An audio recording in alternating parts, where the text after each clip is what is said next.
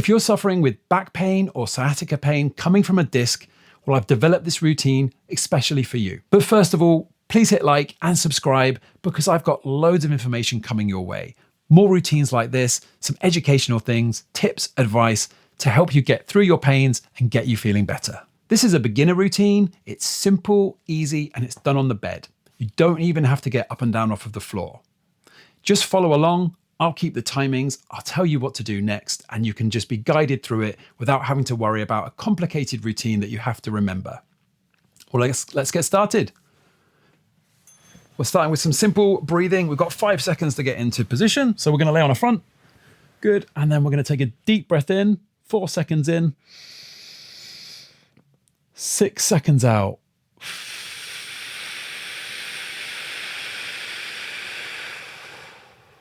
4 seconds in,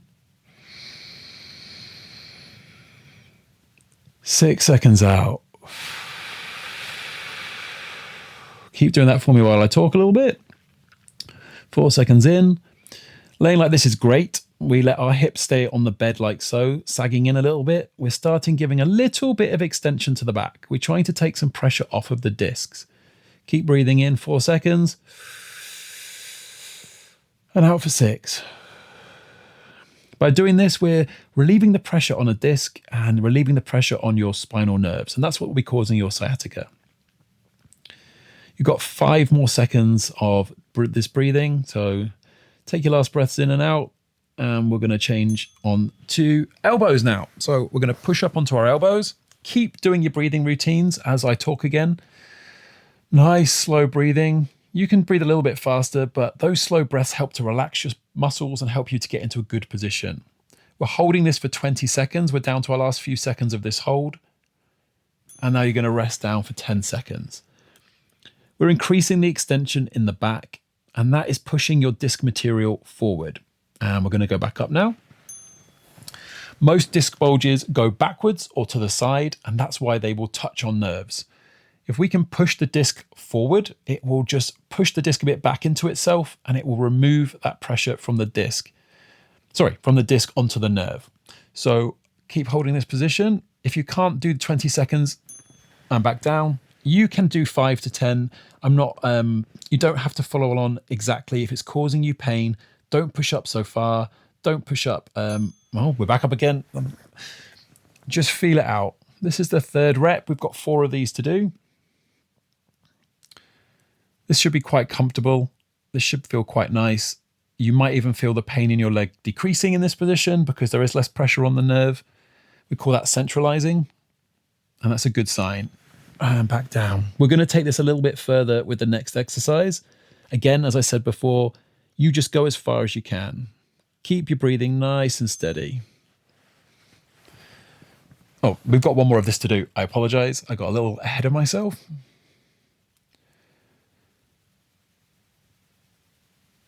That's good. Keep your slow breathing in and out. We've got 5 more seconds of this position. And then we've got our last rest. And then we're going to do some mini push-ups. I say mini, you only need to move a small amount. So we put hands by the sides and we're going to just push up. It can be a few centimeters, an inch or 2. And we're going to hold this. If you feel like you can't hold it already, you can come back down. That's fine. But we're going to hold this for another couple seconds. And then you've got a 10-second rest. So let your arms relax a little bit. And we'll go ready again. These movements are slowly increasing the amount of extension we're putting into our back. I want to keep your hips on the bed. Don't let them move, and push your back up just as comfortably as you can. As I said, a couple more seconds, and then we're going to come back down. For that rest, your arms might feel a little tired. If you can only manage a few seconds, that's better than nothing. You don't have to do all the movements as I do. You can build up your strength in your body, and you might be able to do more as you continue doing these exercises. But for now, we're just going to take it nice and steady, nice and slow, building up your confidence again. And down.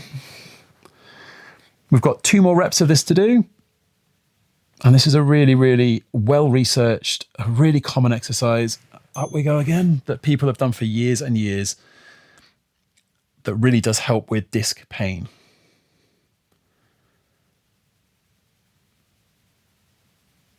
And we've got a couple of seconds and back down. If you're struggling with your arm movements here, if you're struggling doing the push-up, that is fine.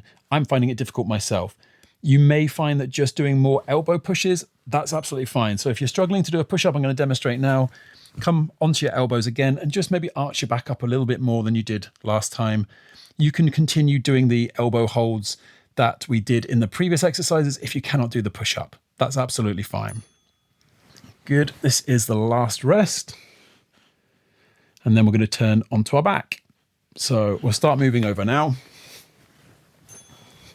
Onto your back, start with your non-sciatic leg, hold it, and then slowly raise your leg up like so. As soon as you feel any pain, stop there and come back down. We're doing this for 30 seconds, and then we'll switch legs. You're allowed to feel a little bit of pain, a little bit of a pull. But if you thought of it as a scale of 10 pain out of 10, you wouldn't want that pain to be more than a 3 to 4. Switch to your sciatic leg now and come up. You may not be able to go as far. That's completely understandable. You just want to take it nice and steady. Your sciatic nerve does not want to be stretched. This is a mobilization. We're flossing the nerve.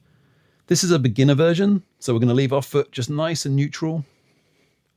Nice and slow movements till you feel a pull and then come back down. If you want to make it a little bit more advanced, you can pull your toes up. That will put more strain on your nerve. But if you're doing this for the first time, I would definitely recommend keeping your foot at a neutral position. If this has been a week of you doing this, you could start increasing your stretch by curling your toes towards you. You might be able to go further than I am right now. I'm just demonstrating. You might be able to come up straight-legged. Brilliant. If you can, that's fine, but you do not want to force that. And back onto the other leg. Keep nice and smooth. You're doing well. Keep slowly working through.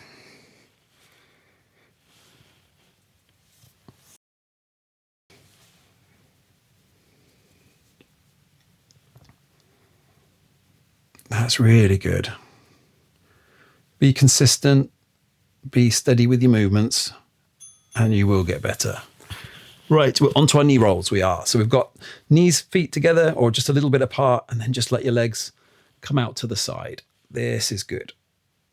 I love this stretch, or mobilization, I should say. With the disc problem, we don't really want to stretch too much in rotation, but this is about just loosening off some of the hip muscles, loosening off your spine a little bit.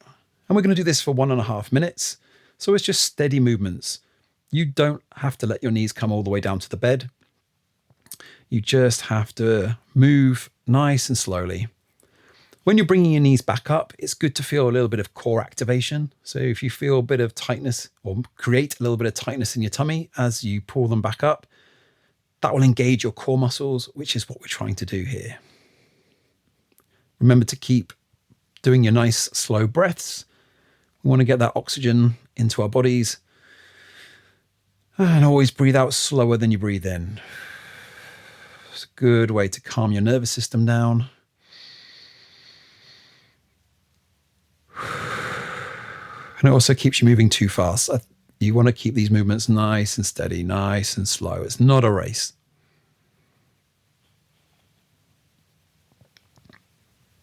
This is a great way to start your day. If you've got some sciatica or you've got a disc problem, you can do it at the end of the day if that's better for you. Very good. Now we're going to do some heel slides. So again, same position, but now you're going to let your leg come down slowly as far as you can. If you can go straight, great. If you can't, stop here and come back up. And by can't, I mean if the pain becomes more intense, you get any leg pains or increase in leg pains, I should say, or pulling your back, then just stop where you can. But for me, I can comfortably go all the way down. Again, try and engage your core. Try and feel that tension in your tummy when you're doing this. If any exercise causes you pain, it's fine to skip that. You don't have to do the exercises all the way through like I'm doing. You can rest whenever you feel like you need rest. That's fine too. But these are very gentle, slow movements, so they shouldn't be causing you too much strain at all. This routine would be good daily, definitely daily, but if you can do it 3 or 4 times a week, that's great too. You just need to be consistent with your movements and with your exercises. You're retraining your body. You're trying to tell it to take the pressure off of the discs, take the pressure off the nerves. And this is a really easy, simple way to do it. Keep your slow breathing. I'm maybe going a little fast. I'm going to slow my movements down again. Check your speed. That's good. Right. Now we're going to do some mini bridges. So again, same position, hands out to your side, and then raise your hips just slightly off the bed. Squeeze your buttocks, squeeze your tummy, and hold for a few seconds, and then come back down. This is definitely not about trying to go all the way up straight. This is just small movements. We're engaging your core. That's it. Your back relies on your core muscles. Your discs rely on your core muscles for some extra strength if they're weak, and they generally do get weak when you've got a back problem. You're putting more pressure on your joints and more pressure on your discs. So your core is like the natural brace. It's the natural support that your body has. So even small movements make a massive difference. This is our last exercise. So we are going to make the most of it. Really feel the squeeze in your buttocks and your tummy. If you can hold it up for longer, you can hold it for 5 seconds, 10 seconds, or even more. But I'm just doing small ones at the moment. I'll hold it a bit longer this time. See how it feels to you. If it's too much, don't worry. Go back to doing what you were doing before. Come all the way down. And then come back up. Nice, steady little holds. Come back. Really feel that tension here below the belly button. Very good. So now we're in our cool down. So depending on what's more comfortable to you, you can lay on your side. You can even hold a pillow to relax and take some nice deep breaths. Or we go back onto our front again into that front breathing position. And we're going to take 4-second breaths in. 6-second breaths out.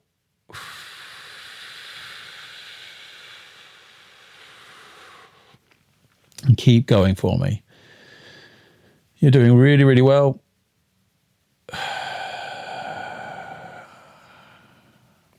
Don't skip this cool down.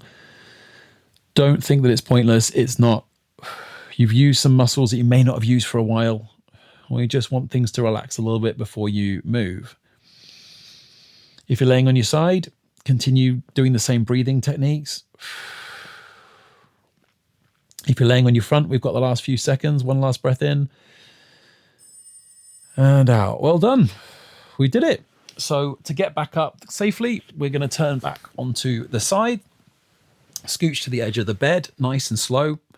And then using your hands, start pushing yourself up and let your feet drop down off the bed. And then you're going to sit back up like so. And you're done. Really good.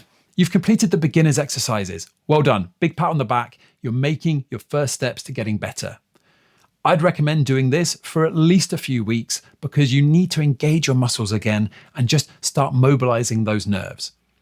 As things start to improve, you can then move on to the next stages. It's going to be a few weeks before I release them anyway, so you've got this one to do until that comes out. How do you know you're getting better? Well, is your leg pain decreasing? We call that centralization, when the pain starts moving up your leg and you feel a little bit more pain in your back. That's normal. You're not taking steps back as the back pain returns or the back pain appears for the first time.